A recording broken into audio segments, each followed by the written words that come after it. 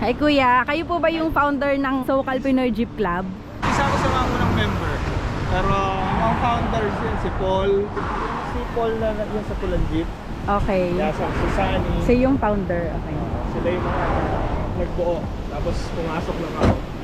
Kuya, mga pala si Charlene. Hello. Nice to meet you. Paul. Hello guys, so right now I'm here with Mr. Paul. Mr. Paul. So, kayo po ba yung founder nitong SoCal Yeah, Pinoy we Jeep founded Club? this one around the pandemic times, 2020. We were looking for mga Filipino na mahilig mag-jeep because we started joining Facebook clubs. It's all mixed, right? So we wanted something that is for Filipinos, right? For us, mga enthusiasts. So we started with 10 members noon. 10 members. And now we're at least 200. Wow, that's fast. So like, ilang years na po itong club ninyo? We're having our 3rd anniversary this coming June. June 25th. Ayan, ito yung logo nila guys. At Ayan, uy, salamat. O yan guys ha. Ayan, kita nyo na. Pag nag-join kayo dito, nag-join kayo sa run nila. Ayan, ang kanilang, may YouTube channel po ba kayo sa? wala po. Wala pa po, pero Instagram for sure and Instagram Facebook. lang, Ayan. yan. Kasi may kanya-kanya din kami mga accounts sa aming mga jeep. Oh, yeah, right. Cool. But Kasi itong Crazy Don Overland. Crazy Don, ito pala ang kanyang ano, Crazy Don. Crazy Don Overland.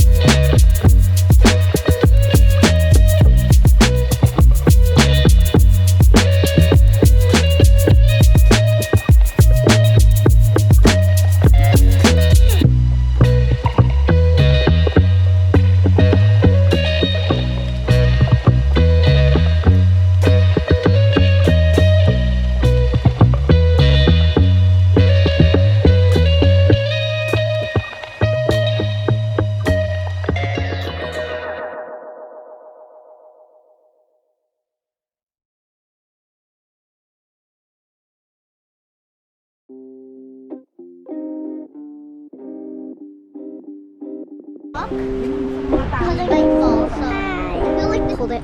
Okay.